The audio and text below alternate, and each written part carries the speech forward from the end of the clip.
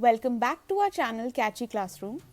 आज हम contract account में प्रॉफिट यानी नोशनल प्रॉफिट और एस्टिमेटेड प्रॉफिट की ट्रीटमेंट को सीखेंगे।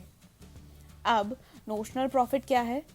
जब एक कंपनी का फाइनेंशियल ईयर खत्म होता है तो उन्हें अपने फाइनेंशियल स्टेटमेंट्स में उस साल का प्रॉफिट या लॉस दिखाना होता है। लेकिन कॉन्ट्रैक्ट कॉस्टिंग में जब एक साल खत्म होता है और कॉन्ट्रैक्ट कंप्लीट नहीं होता, तब हम उस समय के एक्चुअल प्रॉफिट को नोशनल प्रॉफिट और एक्चुअल लॉस को नोशनल लॉस कहते हैं। इसका सिंपल रीजन ये है कि जब तक कॉन्ट्रैक्ट कंप्लीट नहीं होता तब तक एक्चुअल प्रॉफिट या लॉस को एक्यूरेटली मेजर करना मुश्किल होता है। इसीलिए हम इनिशियल स्टेजेस में जो प्रॉफिट या लॉस निकालते हैं उसे हम नोशनल प्रॉफिट या नोशनल लॉस कहते हैं। इस नोशनल प्रॉफिट को हम दो हिस्सों में बांट देते हैं।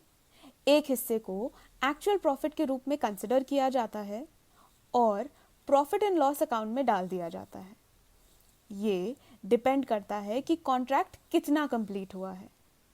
और दूसरे हिस्से को रिजर्व के रूप में रखा जाता है, जिसे हम work in progress reserve account में डाल देते हैं, ताकि आने वाले समय में ज़रूरत पड़ने पर इसका इस्तेमाल किया जा सके। ये रिजर्व ज़रूरी होता है क्योंकि कई ऐसे अनजाने चैलेंजेस या समस्याएं आती हैं, जैसे कि एक्सीडेंट्स, मटेरियल की कमी या फिर और कोई अनसर्टेनिटीज। चलिए अब समझते हैं कि नोशनल प्रॉफिट का कितना हिस्सा प्रॉफिट एंड लॉस अकाउंट में ट्रांसफ़र किया जाता है और कितना work in progress reserve account में रखा जाता है।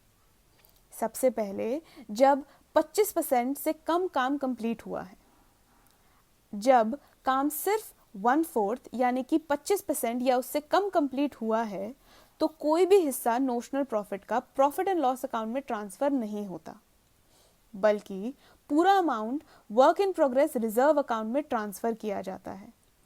क्योंकि इतनी अर्ली स्टेज में किसी भी हिस्से को प्रॉफिट अकाउंट में ट्रांसफर करना जल्दबाजी होगी। इसका लॉजिक ये है कि प्रोजेक्ट की शुरुआती स्टेज में बहुत से अनजाने रिस्क्स होते हैं और इन अनसर्टेनिटीज से बचने के लिए बेहतर है कि पूरे अमाउंट को वर्क इन प्रोग्रेस रिजर्व में रखा जाए। ये रिजर्व बाद में प्रोजेक्ट की प्रोग्रेस के साथ आने वाले रिस्क्स और अनसर्टेनिटीज को कम करने के लिए इस्तेमाल किया जा सकता है। फिर दूसरा केस है जब कॉन्ट्रैक्ट 25% से ज़्यादा लेकिन 50% से कम कंप्लीट हुआ है। जब कॉन्ट्रैक्ट का कंप्लीशन 25 से 50% के बीच होता है, मतलब अगर काम 1/4 से ज़्यादा लेकिन आधे से कम कंप्लीट हुआ है, तो 1/3 हिस्सा नोशनल प्रॉफिट का प्रॉफिट एंड लॉस अकाउंट में ट्रांसफ़र किया जाता है। लेकिन इस प्रॉफिट को ट्रांसफ़र करने से पहले उसे कैश रिसीव्ड और वर्क सर्टिफाइड के रेशो से मल्टीप्लाई किया जाता है। ये एडजस्टमेंट इसीलिए किया जाता है क्योंकि सर्टिफाइड काम के लिए पूरा कैश नहीं मिलता, कुछ कैश रिटेन्ड किया जाता है। इस रिटेन्ड कैश का हिस्सा एक्चुअल प्रॉफिट में शामिल नहीं होता, जिस वजह से एक्चुअल प्रॉफिट कम हो जाता है। इसीलिए प्रॉफिट को कैश रिसीव्ड और वर्क सर्टिफाइड के रेशो के आधार पर एडजस्ट किया जाता है और बाकी अमाउंट को रिजर्व में रखा जाता है। इसका मेन रीज़न है कि इस स्टेज पर प्रोजेक्ट काफ़ी प्रोग्रेस कर चुका होता है, तो कुछ हिस्सा प्रॉफिट की तरह कंसिडर किया जा सकता है, लेकिन प्रोजेक्ट के पूरे होने तक बाकी हिस्से को रिजर्व में रखा जाता है, क्योंकि अभी भी कुछ अनसर्टेनिटीज या रिस्क होते हैं जो पूरी तरह से ख़त्म नहीं किए जा सकते। तीसरा केस है जब कॉन्ट्रैक्ट 50% से ज़्यादा लेकिन 90% से कम कंप्लीट हुआ है। अगर कॉन्ट्रैक्ट 50% से ज़्यादा और 90% से कम कंप्लीट हुआ है, तो नोशनल प्रॉफिट का एक बड़ा हिस्सा एक्चुअल प्रॉफिट के रूप में प्रॉफिट एंड लॉस अकाउंट में डाल दिया जाता है। यानी अगर कॉन्ट्रैक्ट आधे से ज़्यादा कंप्लीट हो चुका है, तो 2/3 of notional profit profit and loss account में ट्रांसफ़र होता है। ये प्रॉफिट को भी ट्रांसफ़र करने से पहले कैश रिसीव्ड और वर्क सर्टिफाइड के रेशो से मल्टीप्लाई करेंगे और बाकी अमाउंट रिजर्व में रखा जाता है। अब आते हैं आखिरी केस पर, जब कॉन्ट्रैक्ट 90% या उससे ज़्यादा कंप्लीट है। जब वर्क सर्टिफाइड 90% या उससे ज़्यादा होता है, मतलब कॉन्ट्रैक्ट अब पूरा ही होने वाला है। इस स्टेज में हम कॉन्ट्रैक्ट की कॉस्ट को सही तरीके से कैलकुलेट या एस्टिमेट कर सकते हैं, जिस वजह से हम प्रॉफिट को भी एक्यूरेटली मेजर कर पाएंगे। इस सिचुएशन में हम नोशनल प्रॉफिट से हटकर एस्टिमेटेड प्रॉफिट को कैलकुलेट करते हैं। अब एस्टिमेटेड प्रॉफिट क्या होता है? एस्टिमेटेड प्रॉफिट का मतलब होता है कि कॉन्ट्रैक्ट प्राइस और total estimated cost of contract के बीच का डिफरेंस। इस एस्टिमेटेड प्रॉफिट को भी ट्रांसफर करने से पहले वर्क सर्टिफाइड और कॉन्ट्रैक्ट प्राइस के रेशो से मल्टीप्लाई करेंगे। वर्क सर्टिफाइड का रेशो कॉन्ट्रैक्ट प्राइस के साथ बताता है कि कितना काम कॉन्ट्रैक्ट के मुताबिक पूरा किया गया है, यानी अब तक कितना काम पूरा हुआ है compare to the total contract value.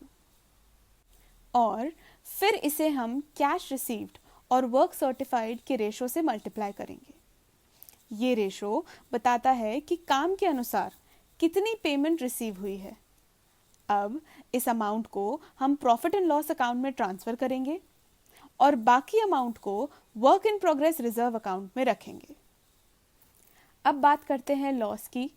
जब किसी भी इनकम्प्लीट कॉन्ट्रैक्ट में नोशनल लॉस होता है तो पूरा नुकसान प्रॉफिट एंड लॉस अकाउंट में ट्रांसफर हो जाता है, चाहे कॉन्ट्रैक्ट का काम किसी भी स्टेज पर हो।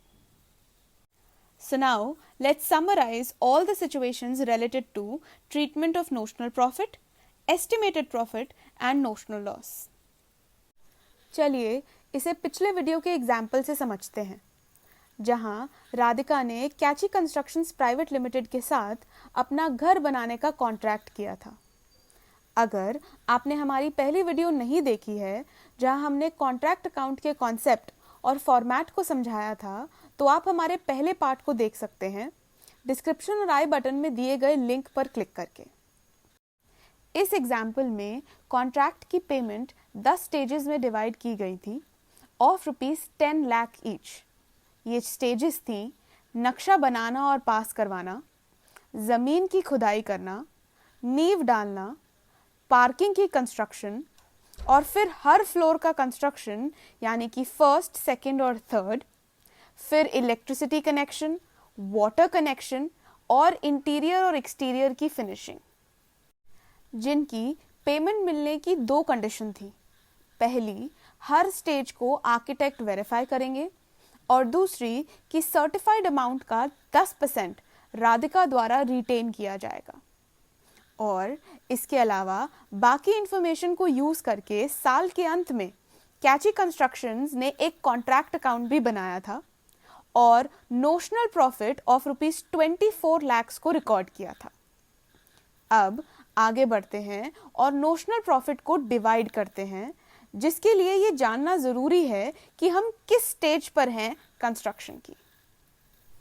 देखा जाए तो कैची कंस्ट्रक्शंस अभी 5th स्टेज पर हैं, जिसमें से 3rd स्टेज तक राधिका के आर्किटेक्ट ने वेरीफाई कर दिया है, यानी 30% वर्क सर्टिफाइड है।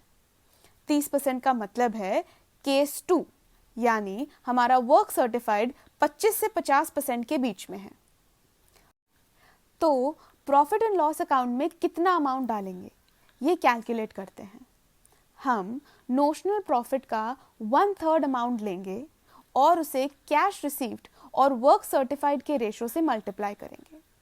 सो 1/3 ऑफ नोशनल प्रॉफिट, जहां नोशनल प्रॉफिट है 24 लाख रुपीस, और उसे मल्टीप्लाई करेंगे बाय कैश रिसीव्ड। अब कैश रिसीव्ड कितना है? कॉन्ट्रैक्ट के अकॉर्डिंग वर्क सर्टिफाइड का 10% रिटेन किया जाएगा, मतलब जितना भी काम सर्टिफाइड है उसमें से 10% डिडक्ट करके पेमेंट होगी। तो 30 लाख रुपए का काम या वर्क सर्टिफाइड है, जिसमें से 10% रिटेन किया गया है, यानी 3 लाख।